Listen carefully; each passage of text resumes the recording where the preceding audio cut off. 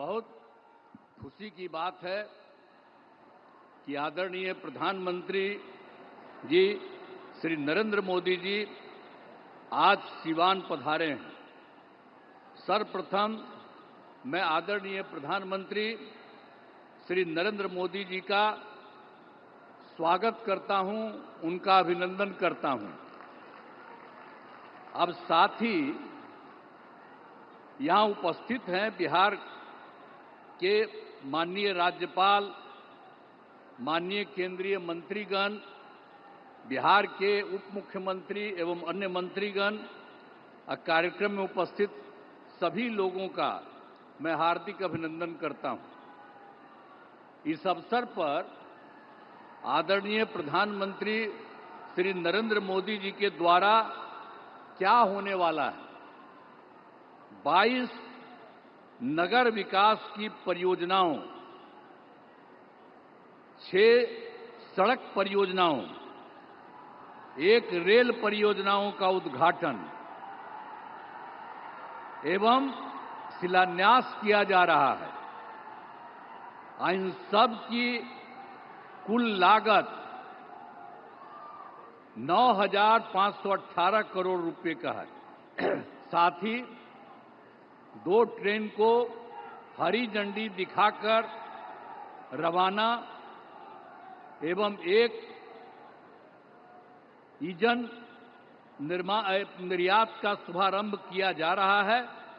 तो एक कुल मिलाकर के इन 32 योजनाओं में बिहार को काफी फायदा होने वाला है।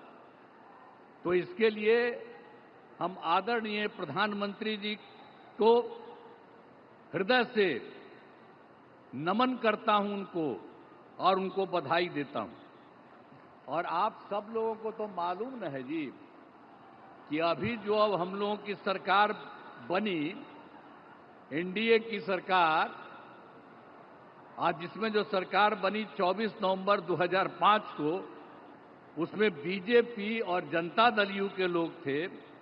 ये सब आज भी और लोग भी हैं, सब लोग हैं। तो आप जानते हैं कि हम लोगों की जो सरकार बनी तो तब से तो हम लोगों ने पूरे बिहार के लिए सारा काम किया है।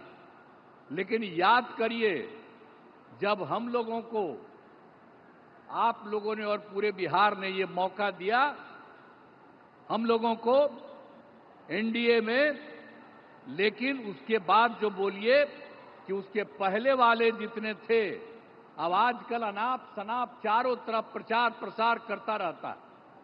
ये बहुत ही बिना मतलब की बात है। लेकिन जरूर पूछना चाहिए कि जब हम लोगों की सरकार बनी तो उसके पहले क्या हाल था। कोई काम उन लोगों का नहीं था। और जानते हैं कि लोग घर से बाहर नहीं निकल पाते थे। ये सब बुरा हाल उन लोगों के टाइम में था। और आज आप देख रहे हैं, इतनी बड़ी संख्या में आप कहीं देखते थे? आज आप इतनी बड़ी संख्या में जो सब हम लोगों के आदरणीय प्रधानमंत्री जी श्री नरेंद्र मोदी जी की बात को सुनने के लिए आप यहां पर पधारे हैं, इतनी बड़ी संख्या में, मैं आपका अभिनंदन करता हूं। अब सब लोग यहां पर देखिए, लड़की भी है, लड़का भी है, कितनी ज्यादा महिलाएं हैं। तो सब कितना हुआ। अब पहले कुछ महिला का काम किया था जी, और जब हम ही लोगों की सरकार आई तो हम लोगों ने महिलाओं को क्या दिया, 50% का आरक्षण 100 में ही कर दिया। और साथ में शहरी क्षेत्र में 4 साल हो गया, कितना काम किया। एक एक तरह से हम लोगों ने काम किया सब जगह। तो जो कुछ भी मौका मिला है वो सब मौका हम लोगों को मिलता रहा है। और हम लोगों को जब मिला, शुरू से ही शिक्षा और स्वास्थ्य के क्षेत्र में विशेष ध्यान दिया। राज्य में बड़े पैमाने पर पुल पुलियों का निर्माण कराया।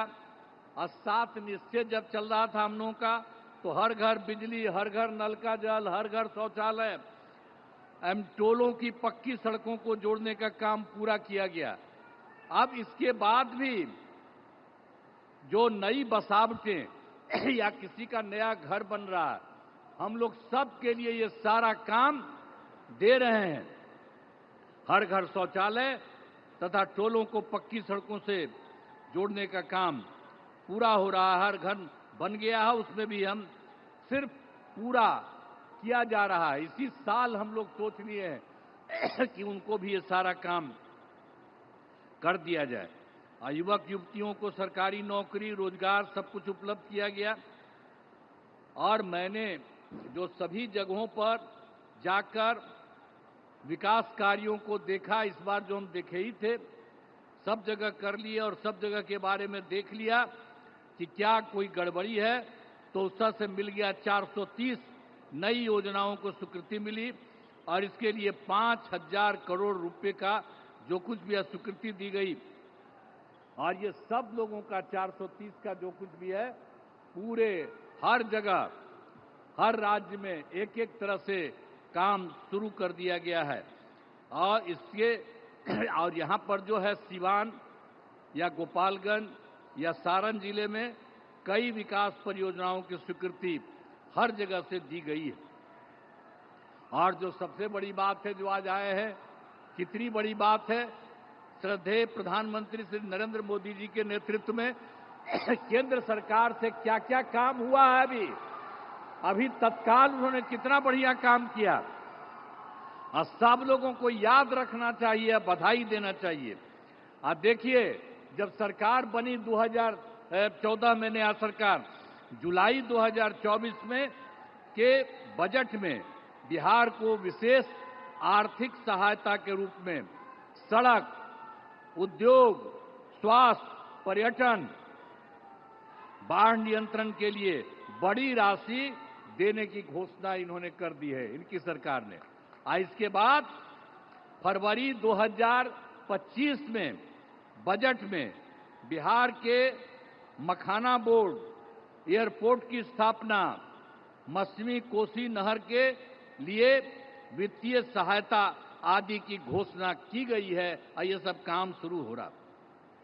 अब इसके अलावे जो अभी और एक बार कर दिया 2018 में, आप जानते हैं कि कुछ ही राज्यों को वो काम मिला हुआ था, 6 राज्य के करीब, और इस बार इन्होंने बिहार के लिए भी ये तय कर दिया। तो जो कुछ भी है, खेलो इंडिया यूथ गेम्स में आयोजन का जिम्मा बिहार को भी मिला है, जो गौरव की बात है।